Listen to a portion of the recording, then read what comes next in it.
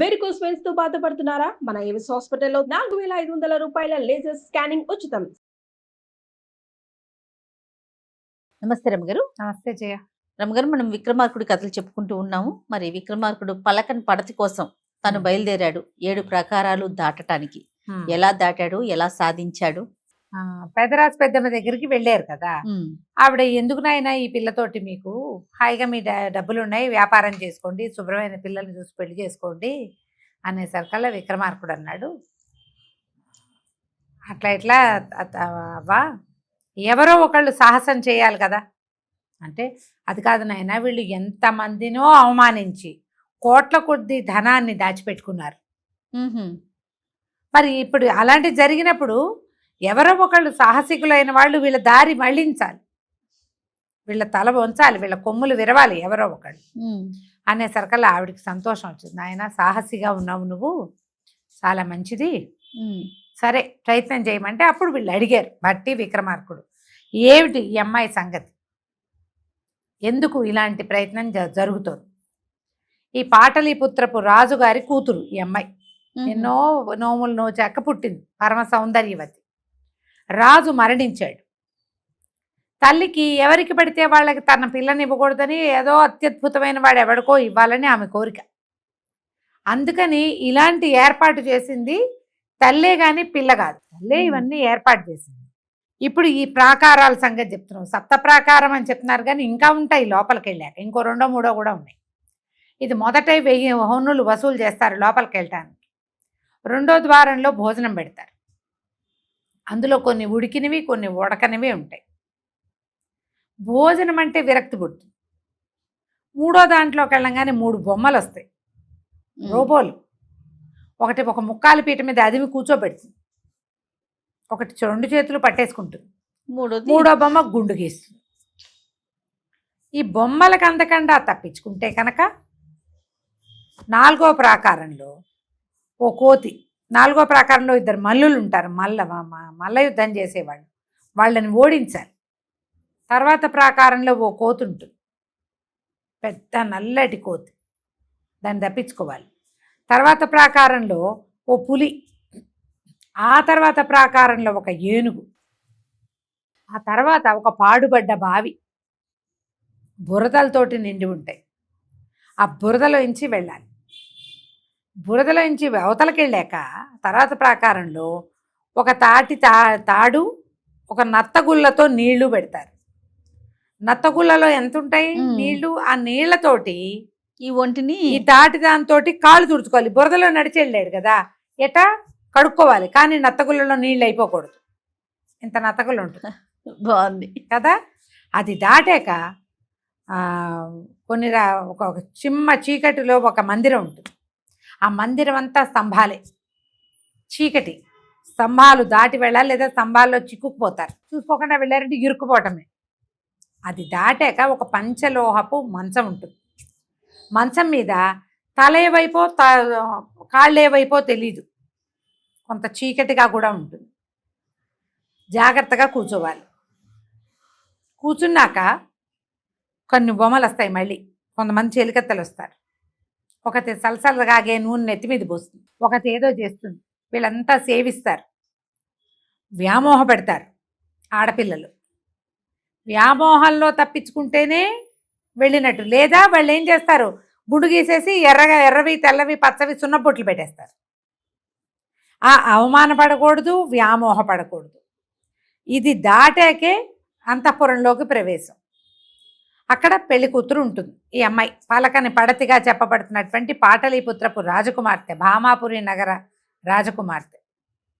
ఆమె నోరు తెరిచి చచ్చిన మాట్లాడుతుంది. ఆమెతో ఏదైనా మాట్లాడిస్తేనే పెళ్ళి. ఇవన్నీ దాటుకుని వెళ్ళాక ఆమె ఏం మాట్లాడలేదు, ఇంకో బొమ్మలా కూర్చుంది, తెల్లారిపోయింది, మాట్లాడలేదు, వెళ్ళిపోవటమే. బాగుంది, ఇది లెక్క. ఇట్లా ఎందుకు చేశారంటే వీళ్ళు ఏంటంటే బాగా సమర్థుడైన వాడికే ఇవ్వాలి, లేకపోతే వాడు రాజ్యాన్ని కబళించేస్తాడు. ఈమెను పెళ్లి చేసుకుని కూడా ఇంకో ఎవరినో 5-6 తెస్తాడు. ఈమె 2వ పెళ్ళాం, 3వ పెళ్ళాం, 5వ పెళ్ళాం అవుతుంది, రాజ్యం వాడి పాలైపోతుంది. అందుకనే తల్లి ఇలాంటిది పెట్టింది. క్రమంగా ఇందులో డబ్బు సంపాదించవచ్చు, ఉత్సాహం, మజా కూడా వస్తుంది, సరదా వస్తుంది. దాంతో వాళ్ళంతా దీనికి అలవాటు పడ్డారు. కోట్ల కొద్ది ధనాన్ని దాచింది ఆమె. ఎవడో ఒకడు వస్తాడు రాజకుమార్తెను పెళ్లి చేసుకోవాలని, వచ్చిన వాడికి వచ్చినట్టు శృంగభంగం చేసి పంపిస్తారు. అసలు ఇన్ని ప్రాకారాలు దాటి ఆ అమ్మాయిని మాట్లాడించడానికి వెళ్ళిన వాడు ఇప్పటిదాకా లేడు. ఇది కథ. సరే, భట్టి విక్రమార్కుడు ఇద్దరు వెళ్ళడానికి నిశ్చయించుకున్నారు. విక్రమార్కుడికి ఇద్దరు వెళ్ళొచ్చుగా, లోపలికి సహాయకుడు వెళ్ళొచ్చు. భేతాళుడు సర్వదా వీళ్ళ వెనకాలే ఉంటాడు. సరిపోయింది. కావాలంటే వీరికి రెండో వాడు సాయం చేయొచ్చు అనమాట. ఇది లెక్క పెట్టుకున్నారు. లోపలికి వెళ్ళారు. మొదటి ప్రాకారంలో 1000 హొన్నులు చెల్లించారు.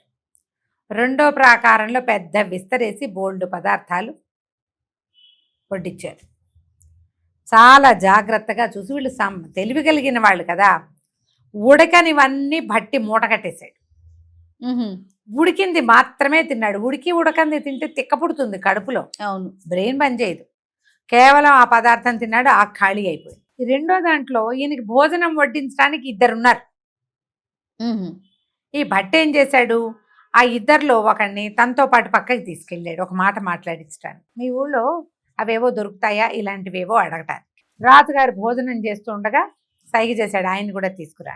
మూడో దాంట్లోకి ప్రవేశించంగానే లోపలికి వెళ్ళేసరికల్లా ఏమవుతుంది, 3 బొమ్మలు వస్తాయని చెప్పారుగా. అవును. ఈ భట్టి తన పక్కన ఉన్నాడుగా కర్ణం గారు, ఈ పని చేయటానికి సహాయకుడు.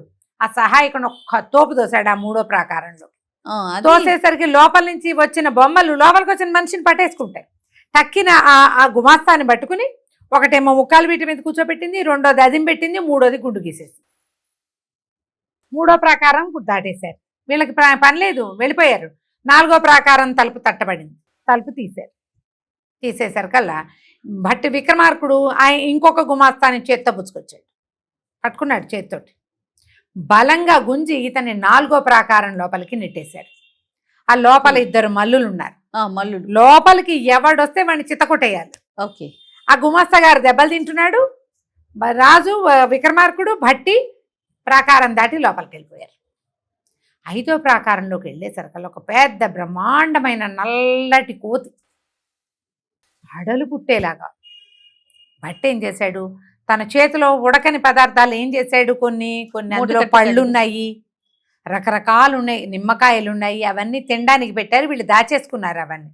ఆ ఉడకని పళ్ళని వాటిని ఎత్తి కోతి చేతిలో పెట్టాక అతనికి తెలిసింది అది కోతి కాదు, కోతిలాగా ఉన్న బొమ్మ మాత్రమే. ఓహో. దాన్ని చూసేసరికి హడలు పుడుతుంది. ఏం లేదు అక్కడ. దాటేశారు, కోతిని వదిలిపెట్టేశారు. దాటేసి ఇట్లా దూకుతున్నట్టుగా ఒక పులి నిలబడి ఉంది. ఇది కూడా బొమ్మే ప్రభు అన్నాడు. ఎంత సహజంగా ఉందంటే అది నిజంగా ఉన్నట్టుగా, నిజంగా పూలున్నట్టే హడలు పుట్టేలాగా. వెనకాల ఒక భయానకమైన వాతావరణం కనిపించేలాంటి ఒక తెర కూడా ఉంది. ఉలిక్కి పడతారు.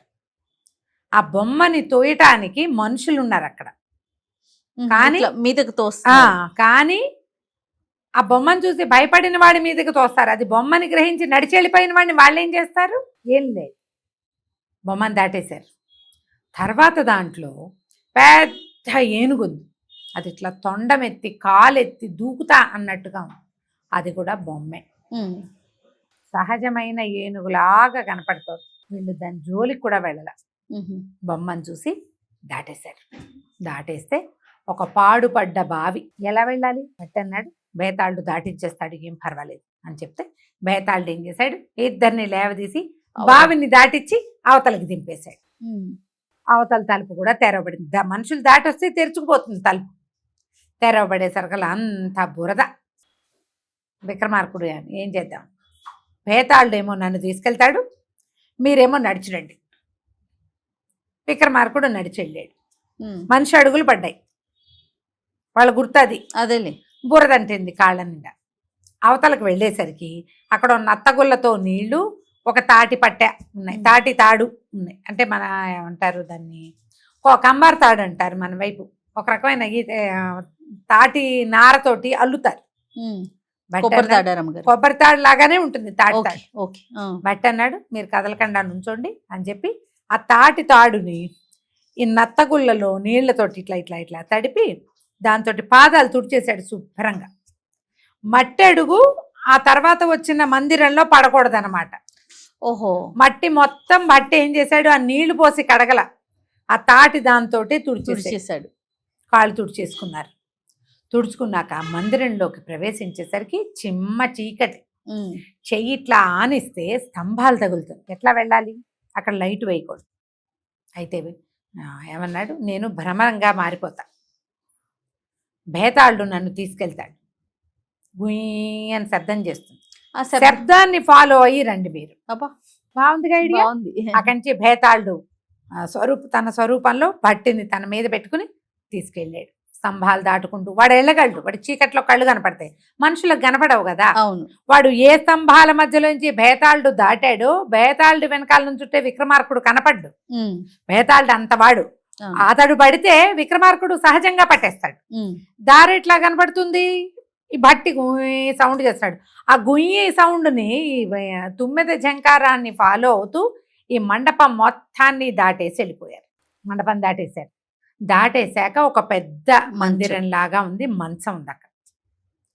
భట్టి అన్నాడు, మన నిమ్మకాయలు ఉన్నాయని నిమ్మకాయలని మంచం మీద పోసాడు. పోసేసరికల్లా నిమ్మకాయ ఇట్లా పడేసరికల్లా అది కొంచెం దొర్లుతుంది కదా, పల్లం ఏ వైపు ఉందో అటు దొర్లుకుంటూ పోయినాయి. అవి మొత్తం నిమ్మకాయలన్నీ ఓ మూలగా వచ్చినాయి వెళ్ళి. అయితే అన్నాడు, ప్రభు ఇదేమో కాళ్ళ వైపు, మీరు తల వైపు కూర్చోండి అనగానే విక్రమార్కుడు పోయి తల వైపు కూర్చున్నాడు. కూర్చునేసరికల్లా చాలామంది ఆడపిల్లలు చూస్తే వీళ్ళు అక్కడ పడుకుని కనపడుతున్నారు. వాళ్ళంతా వచ్చి వీళ్ళని వ్యామోహ పెడతారు. వాళ్ళకి రోజువారీ పనేం లేదు, ఇదంతా బోధించబడింది కానీ రోజు చేయటల్లా. ఎవడో ఇక్కడ దాకా వచ్చిన వాడేడి, అదే కదా. మొదటి 3వ దాంట్లోనే వెనక్కి వెళ్ళిపోతున్నారు, లేదా 4వ దాంట్లో మల్లురు సావచిత కొట్టి పంపేస్తారు. ఒక్కడు కూడా కోతిని చూడలా, పులిని చూడలా, ఏనుగుని చూడలా, బురదలో నడిచిన నాథుడే లేడు. ఎవరి దారిని వాళ్ళు కూర్చుంటే వీళ్ళేం ఏం చేశాడు, భట్టి అదృశ్య రూపంలో ఉన్నాడు భేతాళుడితో పాటు.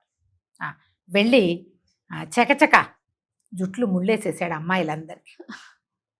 జడలేసుకుని ఉంటారుగా, జడలు ముడులు. వాళ్ళు లేచి వచ్చి సలసలాగాగే నీళ్లు పోయాలి, ఈయన్ని పట్టుకోవాలి, గుండు గీయాలి, ఎన్ని చేయాలి.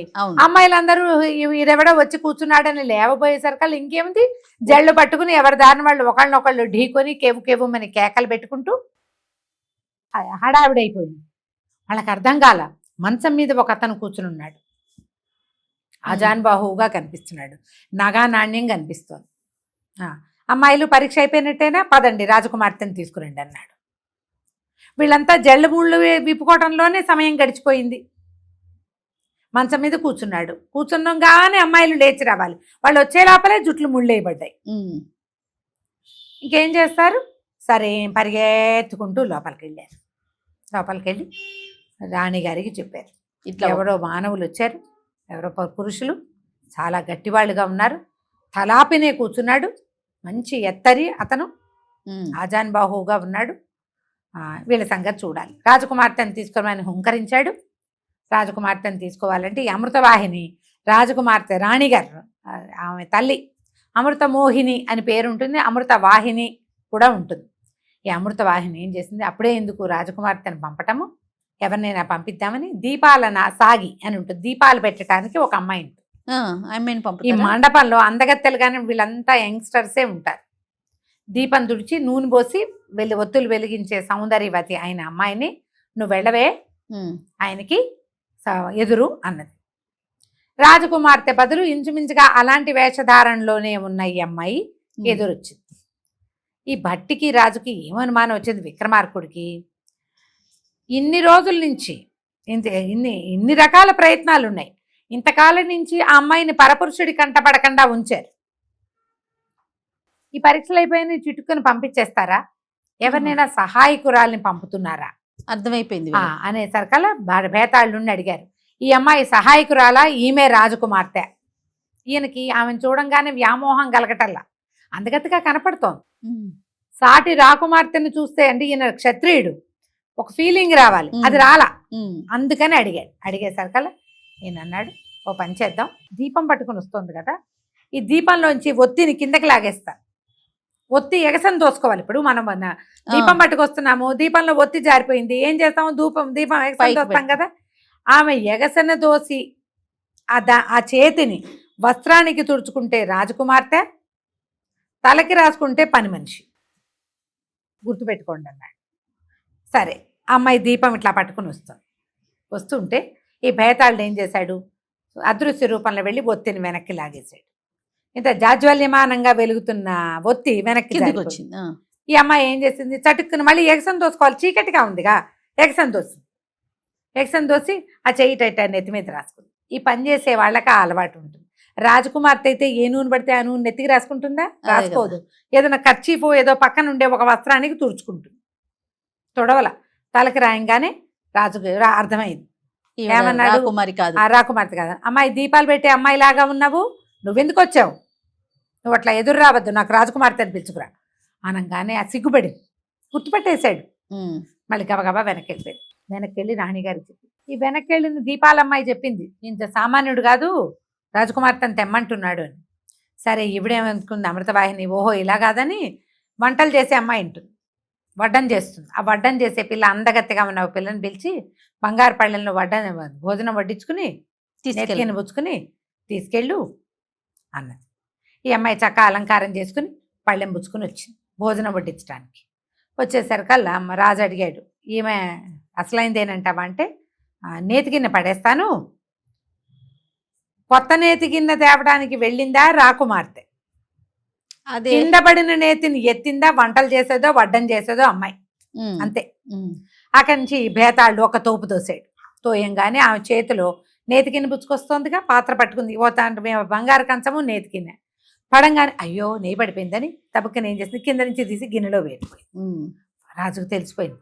ఏమన్నాడు, ఏమైతే వంటలు రంగసాని, నిన్ను చూడ్డానిక ఇంత దూరం వచ్చింది, ఇంత శ్రమ పడింది, నీవు పోయి రాజకుమార్తెను తీసుకురావాలి, ఇంకొకళ్ళు వేరే వాళ్ళు ప్రవేశిస్తే మర్యాదగా ఉండదన్నాడు. పరిగెత్తుకుంటూ పోయింది వంటలమ్మాయి. మహారాణి ఇలా జరిగింది, ఆయన ఒప్పుకోవటం లేదు అనగానే సరే చూసింది. ఈయన ఆవిడ ముందే చూసింది, ఈయన నవమన్మధాకారుడుగా ఉన్నాడు, వివాహయోగ్యుడో కాదో ఈయన పంపించేసేయాలా, ఏం చేయాలని ఆలోచిస్తున్నారు. సరే, ఇప్పుడు రాజకుమార్తెని బయలుదేరి తీసింది. అమ్మ మాట్లాడించడానికి ప్రయత్నం చేస్తాడు, నువ్వు మాత్రం ఎట్టి పరిస్థితుల్లో మాట్లాడద్దు, నువ్వు మాట్లాడకుండా తెల్లవారిపోయిందా వాళ్ళని మనం తన్ని తగిలేస్తాం, ఈ కథ ఇంకా కొన్నాళ్ళు నడుస్తుందని చెప్పి రాజకుమార్తెని తీసుకొచ్చి ఆయనకి చెప్పాము, కూర్చోబెట్టింది. మహాన్ భావ, నువ్వు చాలా సాహసిగా ఉన్నావు, చాలా పరాక్రమశాలిగా ఉన్నావు, ఇవన్నీ దాటుకొని వచ్చావు, అన్ని పరీక్షలు దాటావు. ఈ మాట్లాడటం రాని అంటే మాట్లాడడం వచ్చు కానీ మాటే మాట్లాడని యువరాణితోటి ముచ్చటగా మాట్లాడిస్తే ఆమె నీ సొంతం అవుతుంది, వివాహం చేస్తాం. నువ్వు మాట్లాడించలేకపోతే తూర్పు తెల్లవారిపోయిందంటే నువ్వు వెనక్కి తిరిగి వెళ్ళవలసిందే అంటే ప్రయత్నం చేస్తానని చెప్పాడు. చెప్పంగానే ఒక చక్కటి పడక మంచం ఏదో వేశారు, అలంకారం చేశారు. ఈయన్ని ఓవైపు కూర్చోబెట్టి మధ్యలో ఒక తెరేసి రాజకుమార్తె, ఈమె రాజకుమార్తె అని తీసుకొచ్చి కూర్చోబెట్టారు. కూర్చోబెట్టగానే విక్రమార్కుడు ఏమన్నాడు, ఏం చేశాడు, మధ్యలో తెరేసుంది, రాజకుమార్తెను చూశాడా చూడలేదా, ఆమెను మాట్లాడిచ్చాడా, ఆమె ఏం మాట్లాడింది, ఆమెను మాట్లాడించడానికి విక్రమార్కుడు చేసినటువంటి ప్రయత్నం ఏమిటి, వచ్చే భాగంలో చూద్దాం. తప్పకుండా రమ్య గారు. నమస్తే. నమస్తే జయ.